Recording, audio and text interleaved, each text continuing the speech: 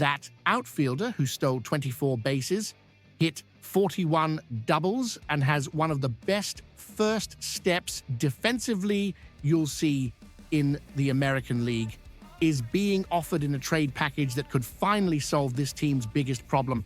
And look, I need to tell you this because the move being discussed, man, this isn't just about adding a player. This is about admitting we failed completely at building a competitive outfield. And worse, it's about potentially getting rid of a contract that's financially choking us.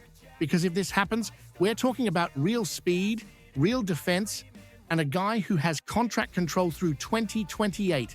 But if we have to give up what they're asking, look, in a bit, I'm going to show you exactly what we lose and whether it's worth it. I'm talking about a guy that the Red Sox, Jarren Duran. The Phillies are eyeing Jarren Duran from the Boston Red Sox. And I know what half of you are thinking. Duran, the guy who had that insane season in 2024 and then dropped off a bit in 2025. Exactly that one. But before you close this video thinking it's just another random speculation, let me show you why this makes so much sense it actually hurts. Our current outfield is an absolute disaster. That's not an exaggeration. It's raw reality. Nick Castellanos is going to make $20 million in 2026. $20 million. And the guy was being used in a platoon at the end of last season. When you're paying $20 million for a guy and you don't trust him against certain pitchers, it's because something went very wrong. Max Kepler and Harrison Bader, probably gone. They were band-aids, not solutions. Brandon Marsh has a sensational glove, but the bat is way too inconsistent. Johan Rojas is elite defensively, but you can't count on him to produce runs. Weston Wilson is a depth piece. Justin Crawford has huge upside, but he's not ready to carry a contender now. So what do we really have? An outfield full of pieces that overlap in weaknesses, not strengths. And now let's talk about Jarren Duran. And I'm going to be honest with you about both sides of the coin.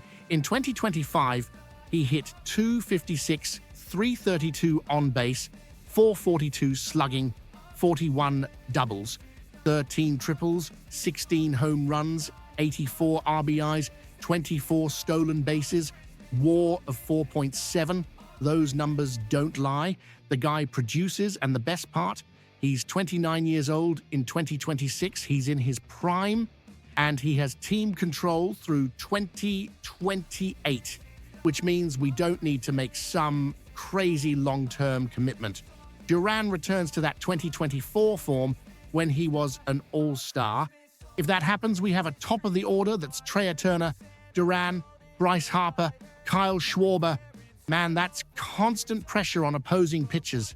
Speed on the bases, defense that saves runs, consistent contact, and best of all, he frees up everyone in the outfield for more appropriate roles. Marsh becomes a platoon guy. Rojas becomes a luxury defensive replacement. This scenario, we become instant favorites in the National League East again. The 2025 drop wasn't variance. It was the beginning of a real decline. He continues being a WAR player in the 3.5 range, but nothing special. And we gave up Alec Boehm, who's our most consistent third baseman, plus an outfielder, plus a pitching prospect in this scenario. We traded guaranteed production for upside that never materialized. And we're left with a giant hole at third base that'll cost even more assets to fill. He probably stays at that 2025 level, a solid everyday player. YRR between 4 and 5. Reliable defense, real speed. He's not an all-star every year, but he's exactly what we don't have now. Consistency, and man, to be completely honest, in this scenario, I still think it's worth it. Now, let's talk about the trade package being discussed, because here is where it gets complicated. What's circulating is Phillies receive Jarren Duran, Alec Boehm, Johan Rojas, or Brandon Marsh, and pitching prospect John Cabrera. And look, that hurts. Bohm has hit consistently over the last few years. He's not elite, but he's reliable. Third base isn't an easy position to fill. If we give him up, we need an immediate plan. Rojas or Marsh means we're giving up proven defense to add more defense and offense. So that makes sense. John Cabrera is pitching depth we can always use, but he's not untouchable. But here's where I want to spitball with you, because there's an elephant in the room that nobody is talking about loud enough. Nick Castellanos. If Duran arrives, Castellanos has to go. There's no way both can coexist on the roster, and man, getting rid of that contract is going to be impossible without us eating a huge chunk of the salary. But what if we pull it off? What if we send Castellanos to a team that needs a DH or a corner outfielder, cover half the contract, and use the salary space left over to go after bullpen help? Because look, if you have an outfield of Duran, Marsh, and another guy, plus a reinforced bullpen, plus the rotation we already have, this isn't just improvement, this is transformation.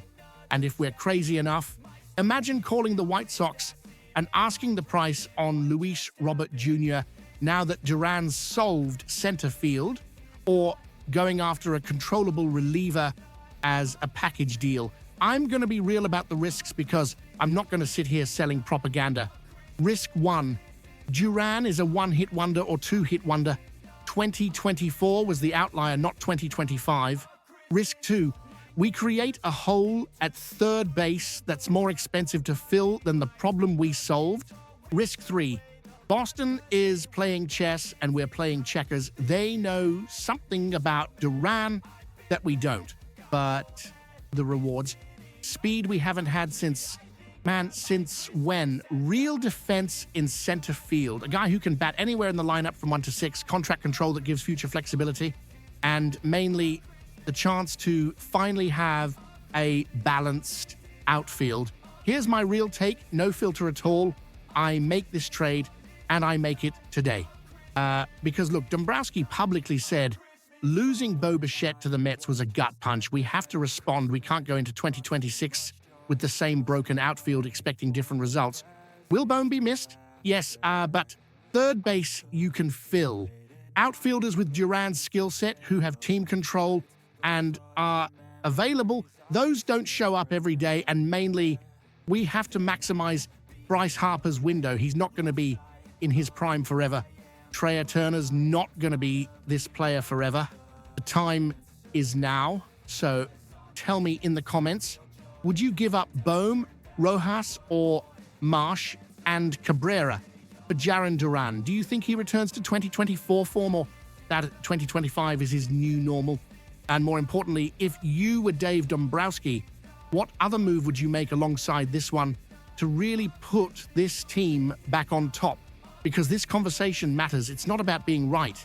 It's about understanding what really needs to happen for us to win again. Comment below. I want to debate this with you.